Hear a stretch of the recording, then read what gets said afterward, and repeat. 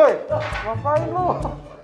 Enggak bos, lagi belajar berita nih. Berita apaan? Pergi. Tempat gua lu main-mainin lu. Apaan? Lihat berita apaan sih tuh bocah? Tersangka pelecehan di Bandara Kuta ditahan. Kok dia ngedesa-desa ya? Hah? Udah. Gimana sih nih? Oh, nih info validnya pada balisuara.com, kasus pelecehan tersebut atau yang berada di Bandara Suta ini saat penumpang menjalani rapid test. Hati-hati sob. Untuk mengusut kasus ini, polisi sempat meminta keterangan korban yang berdomisili di Kuta Selatan. Oh, maksudnya dia dari Kuta atau gimana ya? Pelaku pelecehan di Bandara Suta telah ditangkap. Korban tinggal di Bali itu kan, di Bali. Ia ditangkap di wilayah Sumatera Utara. Pelarian oknum medis ini, yaitu pelaku pelecehan seksual di Bandara Soekarno-Hatta, akhirnya berakhir. Pria yang bernama ditangkap usai menipu dan melecehkan penumpang wanita tersebut yang tinggal di Bali. Udah dilecehin, ditipu pula. Wah, menarik nih. Kekinian, Polresta Bandara Soekarno-Hatta berhasil menangkap tersangka. Ia ditangkap di wilayah Sumatera Utara. Wah, kabur. Kabar penangkapan tersebut dibenarkan oleh Kasat Reskrim Polresta Bandara Soekarno-Hatta, yaitu Komisaris Alexander Yuriko. Pak Komisaris menyebutkan tersangka X ditangkap di kawasan Bali. Apa ini bacaannya? Oh, di Toba Samosir, di Sumatera Utara. Nih, kata dia gini nih. Ya, sudah ditangkap di sana, di Toba Samosir, di Sumatera Utara.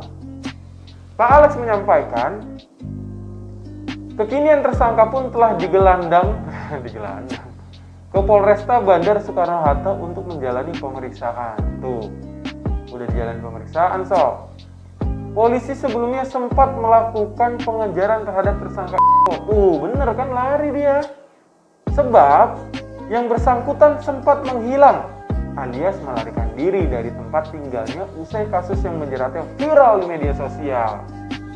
Dalam perkara ini, penyidik telah menjerat tersangka dengan pasal berlapis. Nah, ini kita bahas nih nanti nih. Selain dijerat pasal penipuan, penyidik juga menjerat tersangka dengan pasal pencabulan dan pemerasan. Pak Alex menjelaskan, penetapan status tersangka terhadap yang bersangkutan dilakukan seusai penyidik melakukan gelar perkara dan mengumpulkan sejumlah barang bukti yang cukup. Sejumlah barang bukti yang disita misalnya, ada bukti transfer, terus kamera pengintai, CCTV, ini maksudnya sama nih, yang berada di lokasi kejadian atau di Bandara Soekarno-Hatta. Berarti ini bandara nih udah safety sob, udah ada CCTV.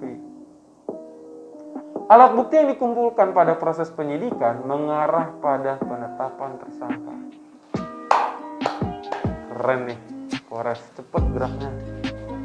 Jangan karena gara-gara viral ya. Selanjutnya, korban sebelumnya mengaku diperas dan dilecehkan secara seksual oleh tersangka saat tengah menjalani rapid test di Bandara Soekarno-Hatta menjelang keberangkatan menuju ke Nias. Dia mau ke Sumatera ya. Tersangka melakukan penipuan dengan menyebutkan bahwa hasil rapid test korban ialah reaktif. Wah, si parah nih sob. Selanjutnya, tersangka menawarkan korban untuk mengubah data hasil rapid test dari reaktif menjadi non-reaktif agar bisa melanjutkan perjalanan menggunakan pesawat sob. Parah nih. Padahal hasil rapid test korban sesungguhnya ialah non-reaktif. Wah, ini ada delik pidana baru nih. Ada tambahan nih. Namun, tersangka melakukan penipuan dengan menyebutkan hasil yang reaktif untuk meminta sejumlah uang. Aduh, gini nih. Kalau hukum tanpa moral gini nih. Tetapi, memang dengan satu kata-kata bohong untuk bisa menipu si korban. Dengan meminta uang 1,4 juta. Parah banget nih sob. Udah melecehkan atau mencabuli, melakukan pemerasan, melakukan kebohongan juga. Inilah kita tuntasin semuanya nih. Lalu, jerat hukum apa yang dapat dikenakan kepada pelaku, Bos? Yakni pada pasal 289 tentang pencabulan dan pasal 378 tentang penipuan dan atau pasal 268 tentang pemerasan sob.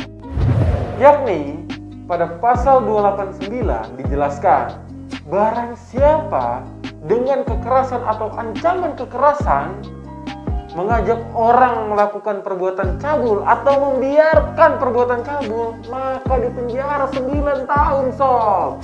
Berikutnya, pasal 378 Kitab Undang-Undang Hukum Pidana menjelaskan tentang apa? Barang siapa dengan sengaja menguntungkan dirinya sendiri atau orang lain dengan cara melawan hukum, melakukan tipu muslihat, serangkaian kebohongan, dan lain-lain, maka diancam dengan pidana penjara paling lama 4 tahun. Yang terakhir nih, yaitu pasal 268 sob. Bicaranya apa? Tadi, dari peristiwa tadi ada keterangan oknum medis yang menipu surat ahli yang dibuatnya tentang rapid test terkait reaktif dan non-reaktif. Dia bilang kan tadi bahwa hasilnya adalah reaktif. Padahal non-reaktif. Apa ancaman hukumannya? Di ayat 1 dijelaskan. Ancaman hukumannya pidana penjara paling lama 4 tahun. Dalam permasalahan ini, Buskon benar-benar menghimbau kepada semua sohib justice dimanapun kalian berada, terutama perempuan, agar tidak takut untuk melaporkan tindak pidana ke kepolisian sob. Karena apa? Karena alat bukti itu bukan hanya saksi kok. Hal ini sebagaimana diatur dalam pasal 184 Kitab Undang-Undang Hukum Acara Pidana. Yaitu apa aja? Saksi, ahli, surat, petunjuk, dan keterangan terdakwa sob. Ingat ya. Demikian yang dapat Buskon sampaikan.